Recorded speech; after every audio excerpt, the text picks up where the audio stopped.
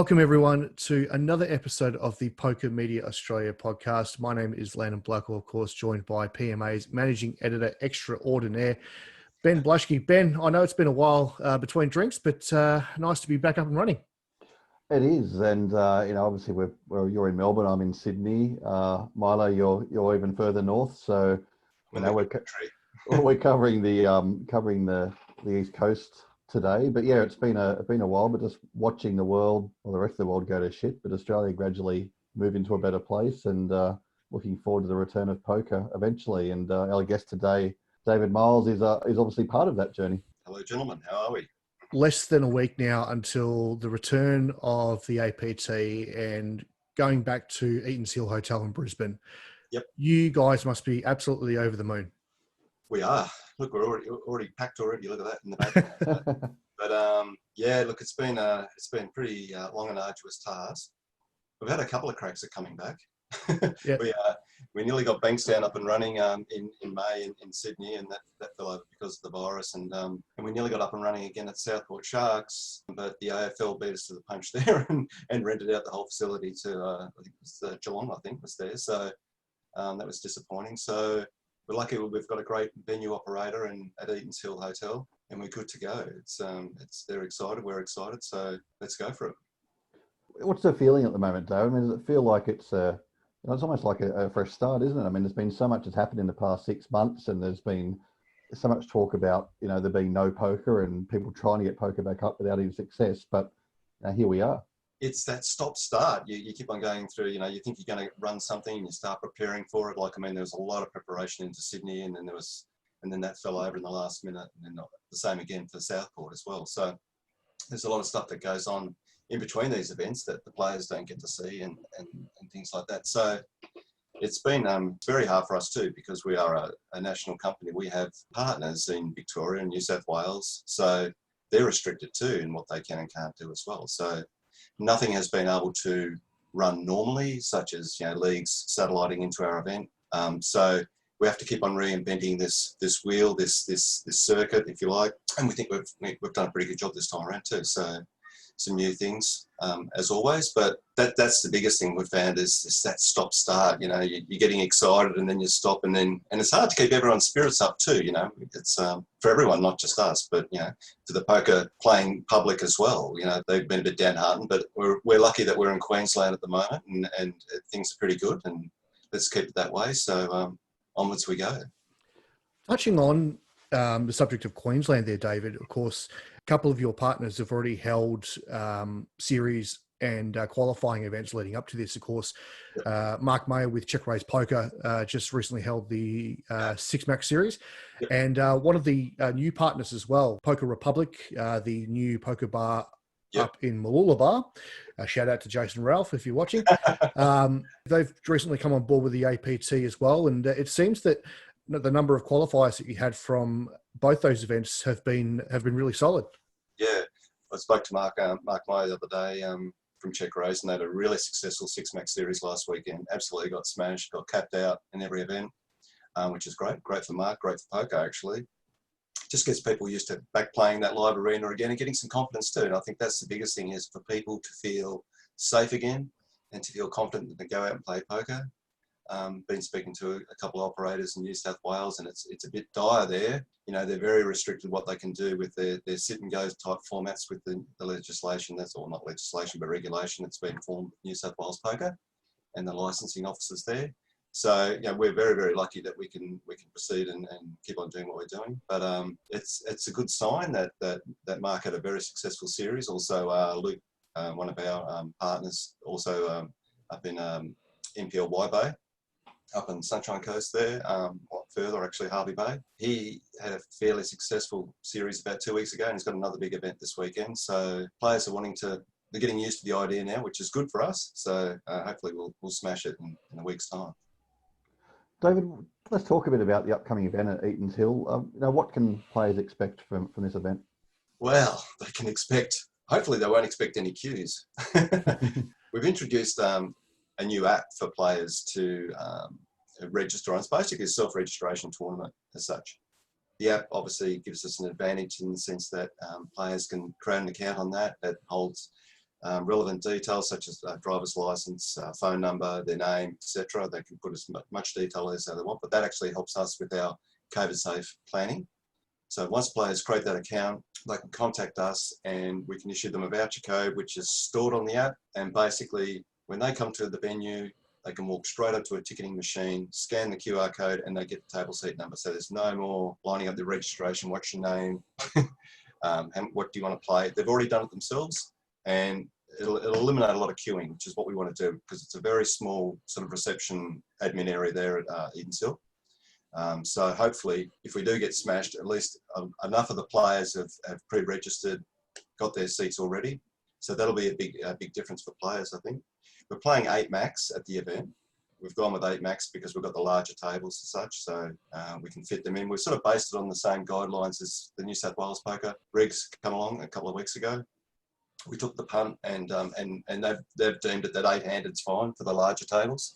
So if that's gone through the rigours of New South Wales Health, etc., and that's good enough for us. So apart from that, a bit more space. We are confined in the venue under the COVID safe plan that the venue has. We're up to 490 people can be in the area, excluding Edenshill staff. That's why we've capped our events. We know that we can facilitate up to 420 players because we've got our own staff and we want to have that little bit of a buffer. So hopefully there'll be a little bit more space at our event. Tables a bit more spaced apart, plus also just some other things, you know, COVID safety sort of issues such as hand sanitising, temperature checks, etc. But apart from that, it should be all steam ahead. It's hopefully it's going to be another APT branded event and a very successful one. What about the schedule, Milo? Have you sort of had to adjust that a little bit from previous events as well? Yeah, we've only got 14 events, and usually over a 5-day period we have 18 to 19. So we've cut back on the amount of events, and that was because of when we sort of staged our programming for the event. We can't afford to get sort of smashed too much in one of the tournaments because that'll restrict another tournament starting, etc. So we've planned it all out, worked out what our player flows are going to be like throughout the whole event, the whole series as such. We unfortunately can't fit in our ladies event, and we can't fit in a PLO high roller as such, and it's just because we need to sort of create that little bit more space. We're usually taking 72 to 73 tables. I think we've only got 58 this time. So there's going to be obviously a bit more space for players to move around in, and we're going to have a bit of traffic control as well with some bollarding and all those sort of things. So yeah, that's about that really. It's sort of we just can't do exactly what we normally do, but we look forward to doing what we normally do plus a little bit more on January the 27th, I think it is our next event at Edenshill again to kick off the 2021 COVID-free year. Speaking of years, I'd like to wind the clock back a little bit, Milo. I just want to get a little bit of insight and history into how the APT came about, who came up with the idea to start it, and just some of the some of those highlights along the way. Oh, this is going to be a shameless plug for the poker shop. It was Rob Jarofsky's brainchild. Rob, as probably everyone knows, Rob is a major supplier of poker equipment throughout Australia. Rob started it off it was at Acacia Ridge in about October 3 years ago. So it is exactly 3 years ago now. And he decided to have the series, and his idea was because he had all the contacts within the industry. So he had, he sells equipment to MPL and to a lot of the leagues. So he had all the contacts. So it was basically, hey guys, let's all get together and create a really big event. So it was an amalgamation of all the smaller leagues, if you like, to come together and create this really big event. And it's just grown from there. Taken on board more partners, and as it's got bigger. And the second event was at Southport. That was the first time that I went along to one of the events. So yeah, and it's just got bigger and bigger from there. And obviously we try to give players that near casino style experience. We can't do exactly the same, obviously, but we like dealer dealt events. We like playing the higher roller games as well. So we sort of try to advertise ourselves as being near casino style quality for a pub price, if you know what I mean, with a lot of the events. So and the small events are great too. We want players to come along and they can play from any range from $60 up to $1,500 normally. So that's the sort of the whole idea, the whole intent of it. Is something for everyone.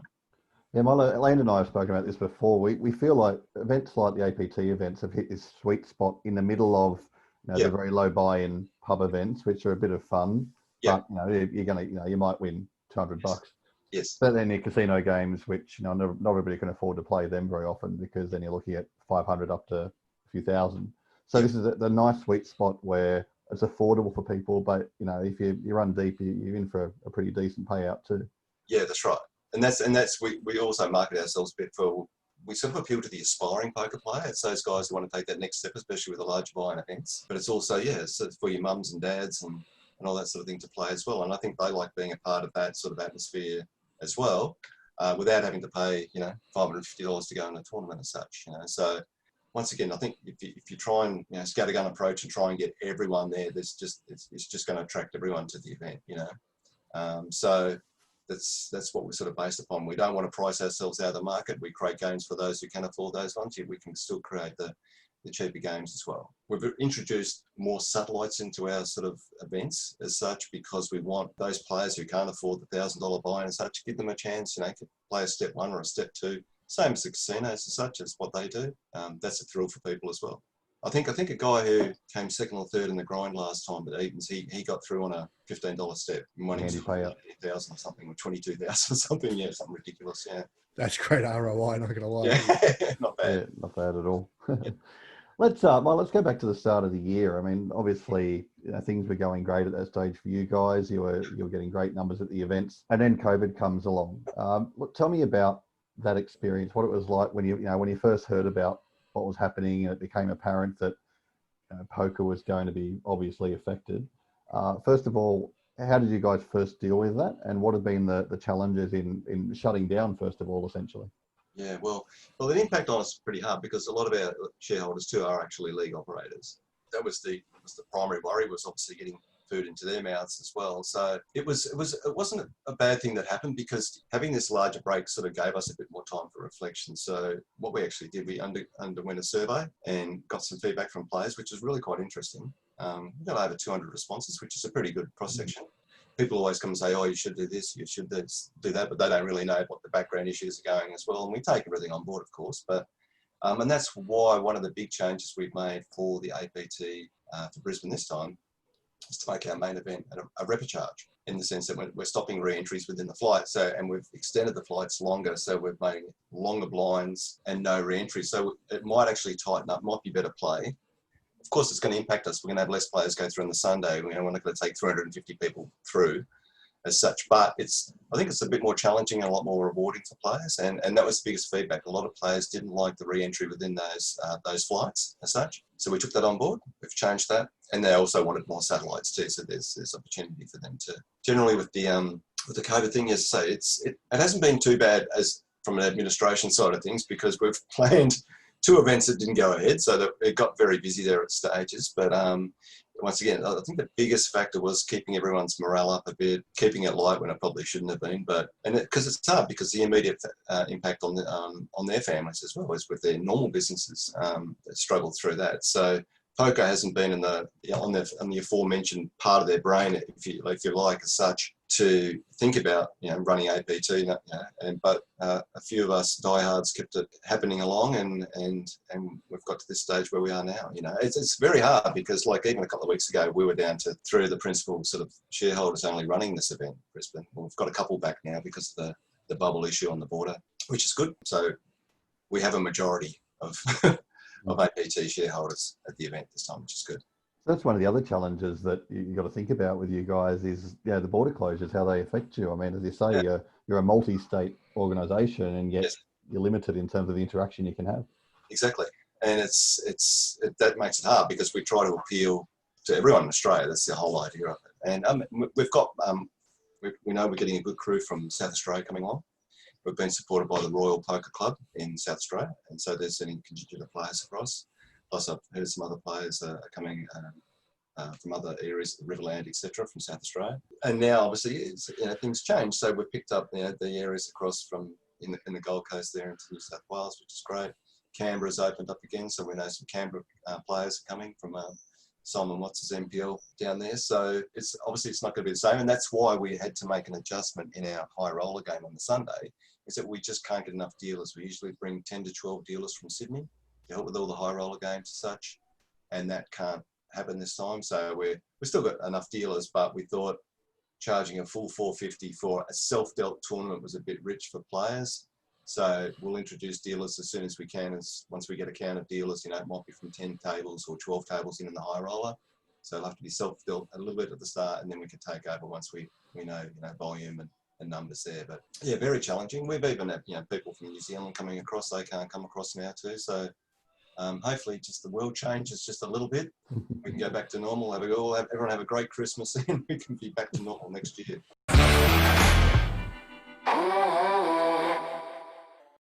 Just quickly, what's the general feeling about, the border with Queensland and New South Wales is still shut and the premiers have been having a bit of a go at each other about it. So there's a bit of political stuff going on there. What's the feeling north of the border about that? Are you pleased to see that border closed or not? My personal opinion, and this is not a reflection on APT or anything like that, I think the conditions set by Mrs. Palaszczuk were ridiculous, because we're going to have to live with COVID now, right? For the next 12, 18 months, could be forever, who knows? There's no way that any state's going to get zero targets or emissions or community contacts for 28 days. It's just not going to happen. It's just unreasonable. New South Wales taking actually a very, very responsible approach, I think, in the way they've managed it. Obviously been very lucky with Queensland, but I think everyone's just had enough. Everyone's sort of sick of it now. And I really feel sorry for people in Victoria.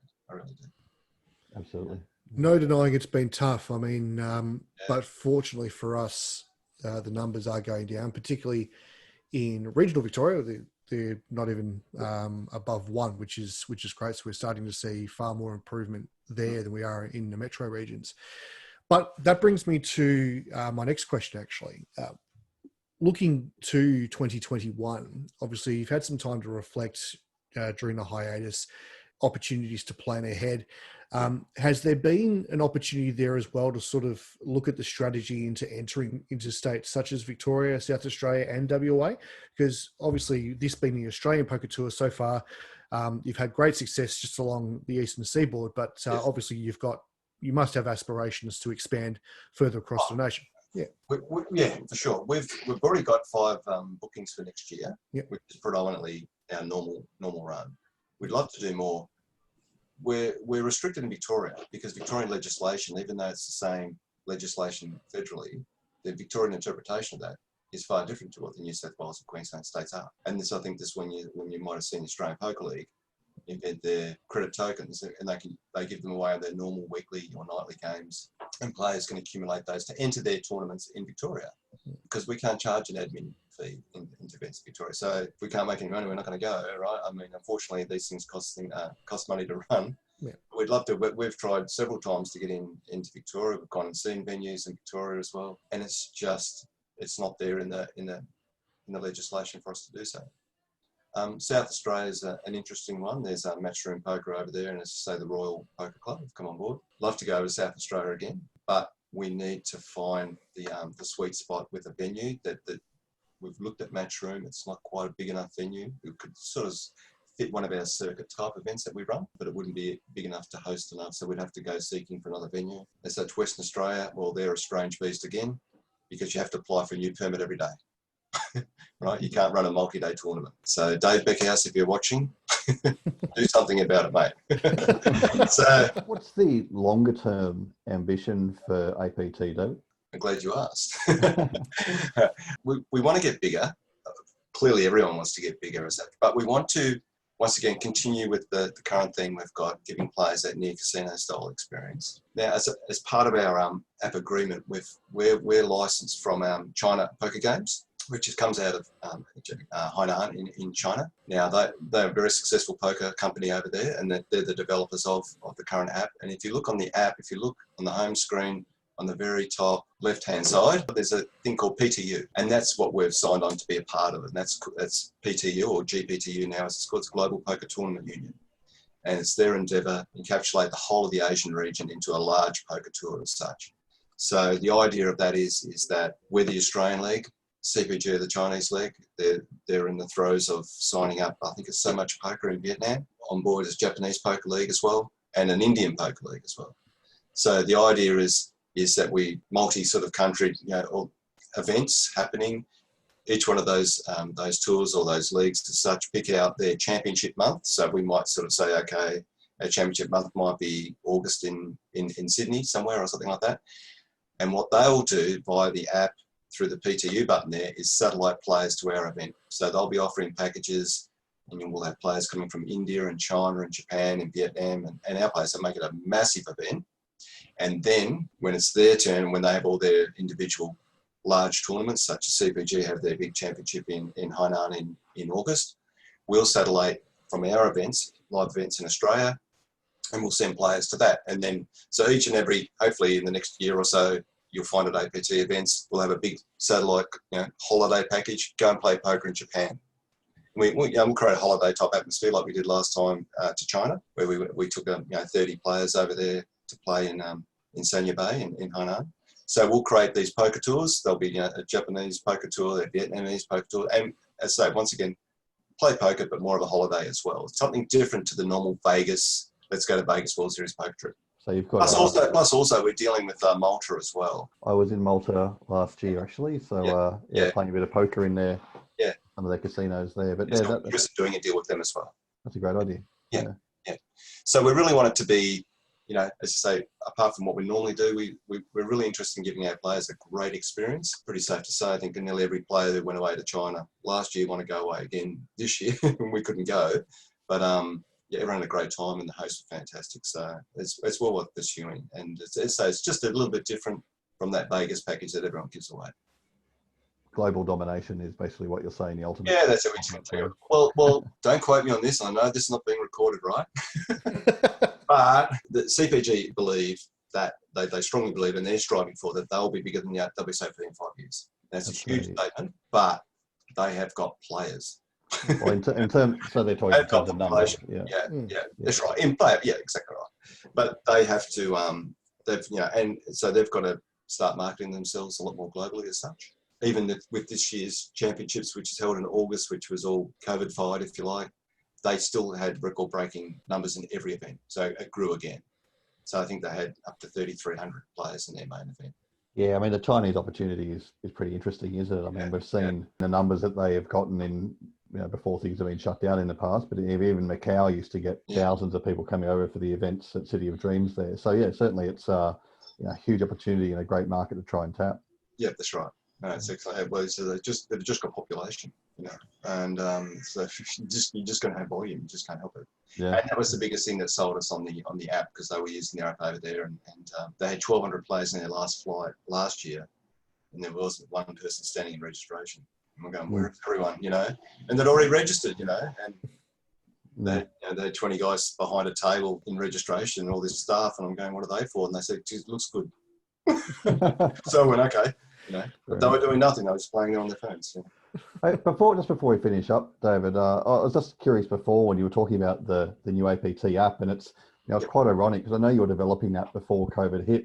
Turns out it's you couldn't have a better product for these times actually. But I'm interested in what the player feedback has been in terms of, are players still a bit wary of health and safety at the moment, or are they over that? Are they just keen to get back on the table? I think generally a little bit. I mean, everyone's over it a little bit. And I think that's where we could fall into the lapse of being a little bit careless. If we got the numbers, say for example, if we got the same numbers that came to our event number 1 this time last year at Eden's, there's 420 players in that first event. They'll be standing in Albany Creek with 1.5 metre spacing going through there.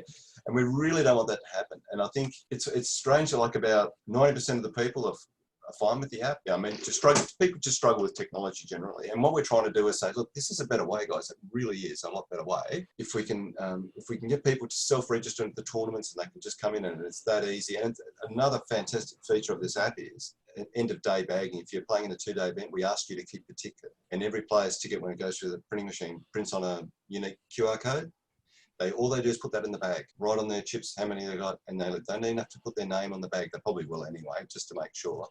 And what we do is we scan that QR code out of the bag, it goes into the system, and it automatically gives them a table seat number and generates a ticket for them the next day on the app. So they don't have to report in, they know which table seat number they'll be sitting on. And it just quickens everything up. It's so much faster. You've got the live tournament clock on the app as well. So, for those of us who are smokers, right?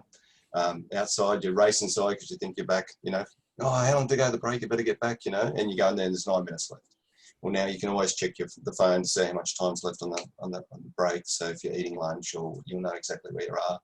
All the levels are on there as such, all the details of the tournament are on there as such. So it becomes like a little information pack. We don't have to produce a player's guide this time because everything's on there.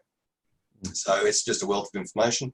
And in time, when we get our new live streaming gear as such, and we get some great commentators come and visit us from Victoria to come and host it for us, the live stream will be on the app as well.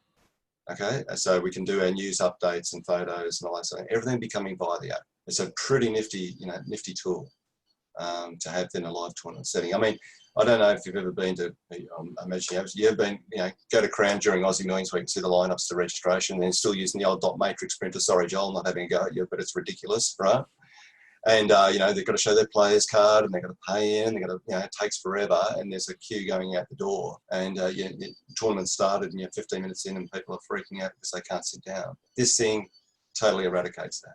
We've got your ID on the app. We know your driver's license. We know your name. You've registered. You've paid your money. Everything's sweet. Here you go. Bang. Off you go. So it just exponentially quickens everything up. But the exciting thing is all these other little features that are hidden within the app is great. So, and I think players will really see the benefit of it once they turn up to the event, and they don't have to queue to get in.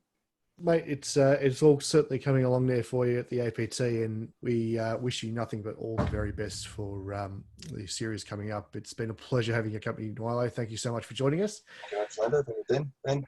And Ben, as always, great to be back in the saddle. And of course, we've got a couple of very special guests lined up here on the PMA podcast in the next few weeks or so. So until next time, for Ben Blaschke and David Miles, this is Landon Blackwell for the PMA podcast. We'll see you soon. Bye for now.